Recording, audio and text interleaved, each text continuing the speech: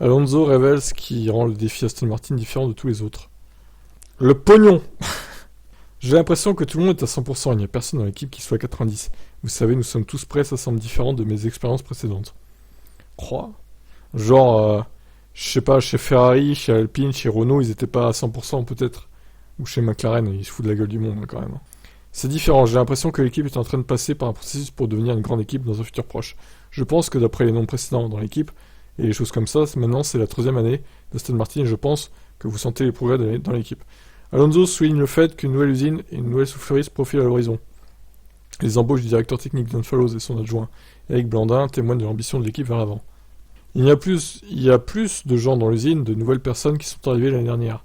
Fallows, Blandin. Je pense qu'il y a cette nouvelle énergie dans l'équipe, une nouvelle usine qui arrive, une nouvelle voiture, un nouveau pilote qui rejoint l'équipe. Il y a beaucoup de nouvelles choses, mais de bonnes choses pour l'avenir. Ouais, mais alors c'est ça. Quel genre d'avenir? À court terme, moyen terme, long terme? Parce que lui, il va pas s'éterniser en Formule 1, il commence à être âgé.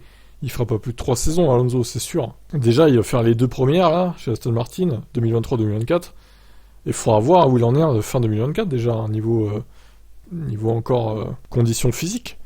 Parce que ici, il n'est pas éternel, Fernando, aussi fort soit-il. Alors moi, je pense qu'honnêtement, Aston Martin, ils pourront jouer la gagne que quand il sera parti, en fait, parce qu'ils seront pas prêts avant, tout simplement.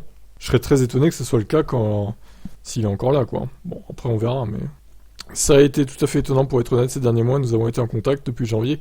Je suis ici à l'usine, j'ai participé à des séances de simulation, rencontré de nouvelles personnes, visité les nouvelles installations, qui seront bientôt prêtes, écrire le prochain chapitre de l'histoire de la marque, et faire partie de la famille Aston, me rend très fier. Le passage chez Aston peut-il clore la carrière d'Alonso? Quoi que vous fassiez dans la vie, vous devez avoir cette compétitivité en vous. Vous devez avoir faim d'être le meilleur. J'ai cette faim depuis que je suis enfant. J'essaie toujours de battre tout le monde dans tout ce que je fais. Qu'il s'agisse d'une course, d'un match de tennis, d'une partie de cartes ou autre. Il s'agit toujours de gagner. Il s'agit de tirer parti de ses forces et d'utiliser ses faiblesses, les faiblesses de son adversaire contre lui. C'est une opportunité très spéciale pour moi. Avec cette équipe, à ce moment de ma carrière, je me suis préparé physiquement et mentalement pour ce défi. Et je vois ça comme un projet gagnant. Faire en sorte que ce temps soit le plus court possible, c'est mon plus grand défi, mais je suis prêt à le relever. Alors clairement, il n'a pas répondu à la question de dire, quand on lui a posé, si ça serait sa dernière écurie ou pas. Il a botté en touche. Bon, bah écoutez, suspense total. Hein. Moi je pense que ce sera sa dernière écurie, à Alonso. Il va pas retourner dans une autre écurie, ça serait n'importe quoi. Au bout d'un moment, il faut dire stop, Fernando. Arrête. Tu vas pas faire toutes les écuries du plateau non plus. Allez, je vous laisse commenter cette interview d'Alonso.